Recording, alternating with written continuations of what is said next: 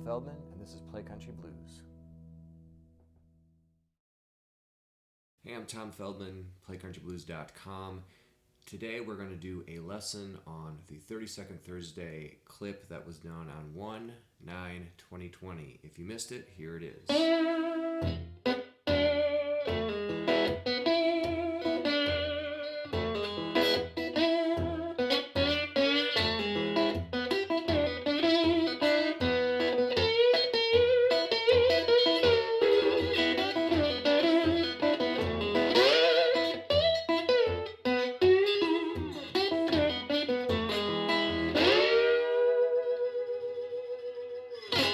Alright, I'm in open E tuning for this. E, B, E, G sharp, B, E.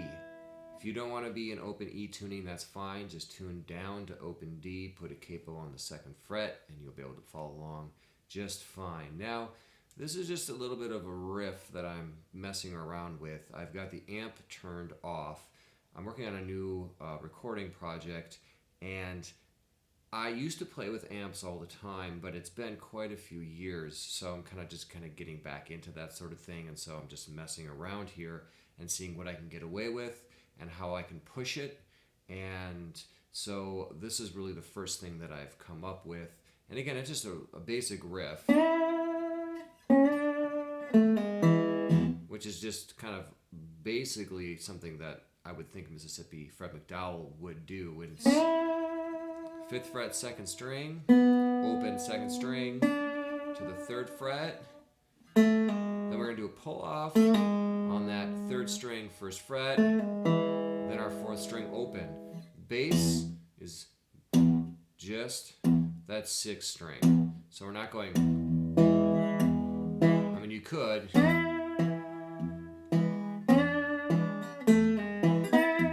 That's a different feel though, so I just want to go.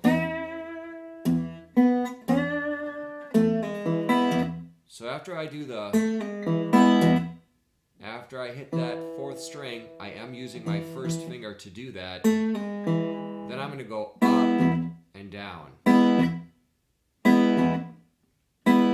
So.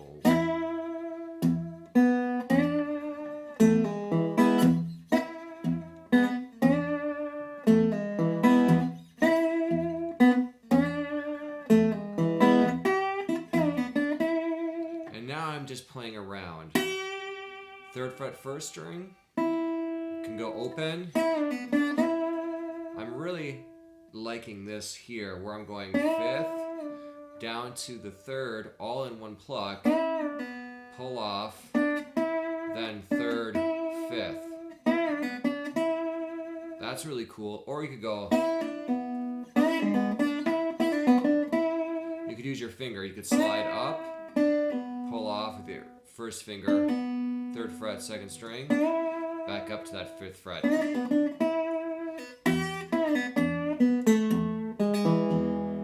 So that would kind of end the phrase, and then you can go up to the 12th fret, which I did,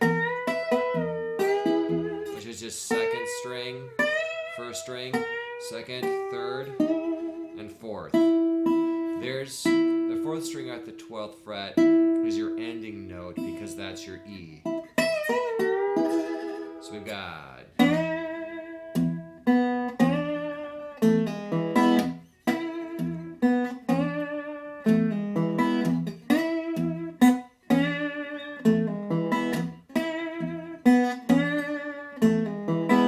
And that's the basic riff. Now with an amp, what I meant by what can I get away with? When I'm playing not plugged in, I can do more of the tick-tacky thing that I like to do, which is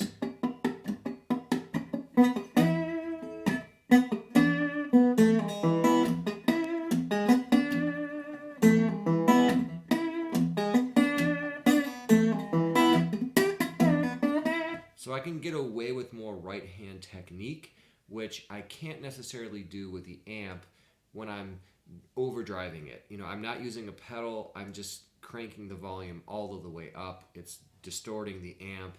And the more right hand technique that I try to do, if I'm trying to do this tic-tacky kind of stuff, doesn't necessarily work with what the amp is now doing. And that's something to keep in mind, I would say, when you're dealing with, we'll call this an acoustic instrument at this point versus being plugged in.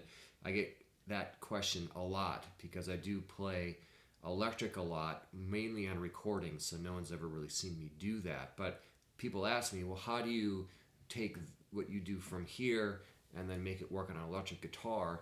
And for me personally, again, this is just me, what I end up doing is I end up just scaling back my right hand technique, because the left hand is still maintaining and doing exactly the same thing, but I'm trying to be less busy with my right hand than I would be as with an acoustic instrument. So if that's something that you're intrigued with trying, playing acoustic, playing plugged in, start messing around with that. Subtract some of that right hand technique. But I would say you have to keep the groove no matter what you're doing. Whether you're plugged in or not, the groove has to be there. Establish the groove. Have fun playing this lick. And until next time, take care.